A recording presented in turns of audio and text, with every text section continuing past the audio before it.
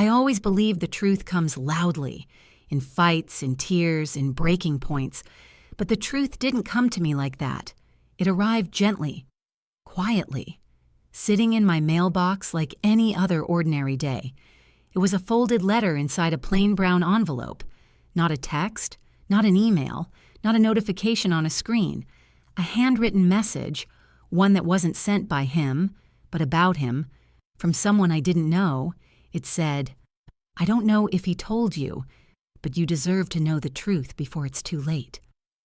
My fingers went cold. There was no name, no sender address, just those haunting words, and a second sheet of paper tucked behind it. That second sheet held the one thing that shattered everything: a copy of a contract, a lease for an apartment across town, an apartment rented under his name and another woman's, her name, Elena Hart. My stomach twisted. He told me he was saving money. He told me his long nights were client meetings. He told me he couldn't commit to moving in with me just yet. He told me I was the only woman in his life. But this message, this simple handwritten warning, told me the truth. He hadn't just lied. He had built an entire second life, and he thought I'd never discover it. I didn't scream. I didn't cry. I didn't confront him that night. I sat in silence. A silence that felt sharper than any breakup speech, because this message didn't only expose his betrayal, it opened a door I didn't know existed, a door into a much darker truth he'd been hiding for months. He had no idea the truth was already in my hands, and what I did next changed everything. Before everything fell apart, Ethan felt like the perfect partner. He was gentle, funny, soft-spoken, the type of man who made you feel safe by simply sitting beside you. We met at a charity event. He spilled his drink. I spilled mine. We laughed at the same time. And just like that, we fell into each other's lives. He remembered my favorite snacks. He walked me to my car every night. He fixed my shelves, helped with bills, cooked dinner on weekends. He built trust one small gesture at a time, and slowly, I lowered every guard. But looking back, I see the cracks now, small excuses that didn't matter at the time. My phone died again. Client dinner ran late. Don't wait up for me tonight. I'll explain everything later. Later never came, and I was too in love, too comfortable to question anything. He always said he hated paperwork, yet the lease in that message had his signature, neat and perfect. He always said he couldn't afford another place, yet the apartment in that contract was more expensive than mine. He always said he was exhausted, yet the nights he claimed to be working, he never looked tired. I should have connected these clues earlier, but love makes you blind, and trust makes you foolish. Still, that message changed something in me. It didn't break me. It woke me up. I wasn't going to confront him with shaky hands. I wasn't going to scream. No, I was going to find the whole truth, not just pieces. Because if he built a second life behind my back, I needed to know exactly how deep the lies went. I didn't confront him right away. Confronting a liar too early is like warning them to hide more. Instead, I observed him. Quietly, calmly. He didn't notice anything. Didn't notice my silence had changed. Didn't notice the way I watched him instead of trusting him blindly. He walked around with that same warm smile, as if he wasn't living two lives. But the more I watched, the more his lies unraveled. Lie number 1, his new project. He told me he was working overtime on a major client case. But one night he came home wearing a sweater I had never seen before. A woman's perfume lightly clung to the fabric. Not mine, not my scent, not even close. I asked, "What's that smell?" He laughed it off. "Oh, spilled something at work." Spilled something. Right. Lie number 2, the missing weekends. Every Saturday morning he claimed he had team strategy meetings. Meetings that somehow always lasted 6 hours, but he came home with paint on his hands. A light beige shade, a shade used mostly in apartment touch-ups. He said, "Old office walls, we're repainting." My heart tightened. Not because of the lie, but because he didn't even bother to make a good one. Lie number 3, his sudden fear of commitment. He told me he wasn't ready to move in, said it was too fast. Meanwhile, the contract in my drawer, the one from the message, proved he had already moved in with someone else. The final crack appeared one night when he walked into my apartment humming. He only hummed when he was happy. Really happy. He put down his keys, smiled at me, then glanced at the small wooden sculpture on my shelf. "I've seen this before," he said. I froze. He shouldn't have seen it anywhere but my home, but he recognized it, because there was a matching one. In the pictures attached to the second page of that contract, pictures of his new apartment with her decorations. He looked at the sculpture with a familiarity he didn't try to hide. That's when I knew. He didn't just cheat. He built a home with someone else, a life, a routine. He hid entire pieces of himself, and he thought the truth would never reach me. But he didn't know I already had the message. He didn't know I already held the rope attached to every lie he told, and I wasn't done pulling. The truth didn't explode. It cracked open slowly, like a glass vase beginning to fracture. The breaking moment came on a rainy Tuesday evening. He rushed into my apartment, dripping wet, breathing heavily, looking anxious. I can't stay tonight," he muttered.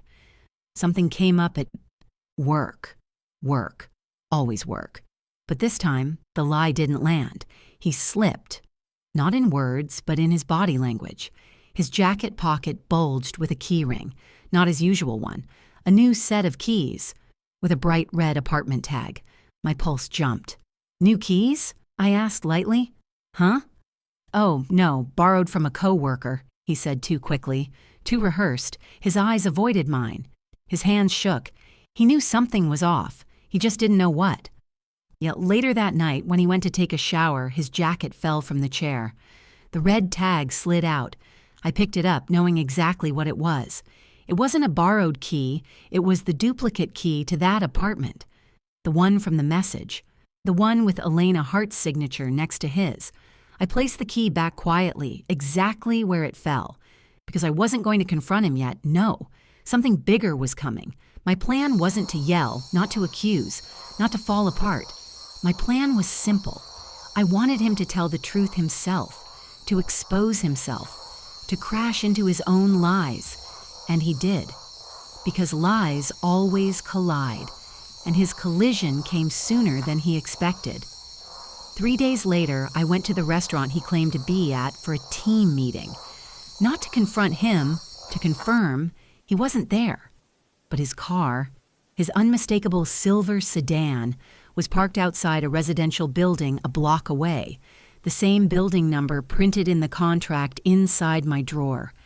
My chest tightened with a cold, steady certainty. I didn't go inside. I didn't follow him. I simply whispered to myself, I know the truth now. And now, he will learn it too. I knew that if I confronted him privately, he would lie, deny, twist everything. So I did something different. I invited him to join me for dinner. At the restaurant where we had our first date. He agreed instantly. He even seemed excited. Why wouldn't he be? He thought he was untouchable. What he didn't know was I had invited someone else too. Someone whose name lived on that contract next to his Elena. I didn't threaten her, didn't fight her, didn't blame her. I sent her a copy of the message, a copy of the lease, and one simple question. Do you know he's been living 2 lives? Her reply came quickly. Meet me. I need to see everything. We talked. She wasn't cruel. She wasn't dramatic. She was betrayed, too. She thought she was the only one, just like I once did. So we made a plan, not for revenge against each other, but for clarity, for truth, for exposing the man who played us both. And that's how we ended up at the same table that Friday night. I arrived first, then Elena. We sat on opposite sides. At 7:14 p.m., he walked in, confident, smiling until he saw us. His whole face collapsed. It was almost silent, his breath breaking. He stuttered, Why are you both? I didn't speak. Elena didn't speak. I slid the message across, the table, then the key, then the contract. His entire double life lay between us. He opened his mouth, closed it, opened it again. No excuses came out. No lies formed. No story could save him this time. He finally whispered, "I can explain." But Elena leaned forward and said, "Explain to yourself. We already know the truth." His eyes turned to me, begging, pleading, not for forgiveness, for control. He wanted to shape the narrative. He wanted to rewrite the scene. He wanted to twist reality like he always did, but not this time, because I spoke the one sentence that ended everything. You hid everything from me. One message was all it took to uncover your whole life. He froze, completely still, like the truth itself paralyzed him. He realized he lost control, not because we shouted, but because we stayed calm, because calmness cuts deeper than chaos. After that night, his world unraveled faster than I expected. Elena left him instantly. She didn't even wait for dessert. She blocked him, deleted him, erased him from her world. I didn't yell. I didn't fight. I simply walked out of the restaurant, leaving him with the bill, the lies, and the life he built out of deception. He tried calling me for hours, then days, but I never answered. He showed up at my door once, eyes red, voice cracking, begging for one last chance. I stood behind the door and said calmly, "You had a second life. Now you can keep it. I'm done being part of your story." He slid down to the floor, crying quietly. But I didn't open the door, because his tears weren't for losing me. They were for losing control. And that is a different kind of grief, a selfish one. Within a week, his other relationship ended. His landlord terminated their lease. His reputation at work cracked under rumors he couldn't control. That's what happens when someone builds a life on lies. Eventually, it all collapses. And he finally learned. He hid everything from me. But the one message meant for truth destroyed everything he tried to protect. My life didn't magically fix itself after he left, but it became quiet, peaceful, real. I no longer waited for excuses, no longer accepted half-truths, no longer dimmed my intuition. I started rebuilding myself. I traveled alone for the first time. I repainted my apartment. I joined a cooking class. I focused on friendships I had put aside. Piece by piece, I created a life that was mine, not shared with a man juggling two worlds. And the most surprising part? I didn't miss him, not even a little. Because once you learn the truth about someone, the real truth, you realize you weren't in love with them. You were in love with the version they pretended to be. Here's what I learned. Betrayal doesn't always come loudly. Sometimes it arrives quietly. In a letter, a message, a truth that slips through the cracks. And sometimes, that quiet truth saves you. He hid everything from me. But one message changed it all. It didn't break me, it freed me. If you're listening to this, remember, you're not foolish for trusting. They're foolish for thinking trust makes you blind. And when the truth finally arrives, no matter how softly, it will give you the strength to walk away from the life you were never meant to live.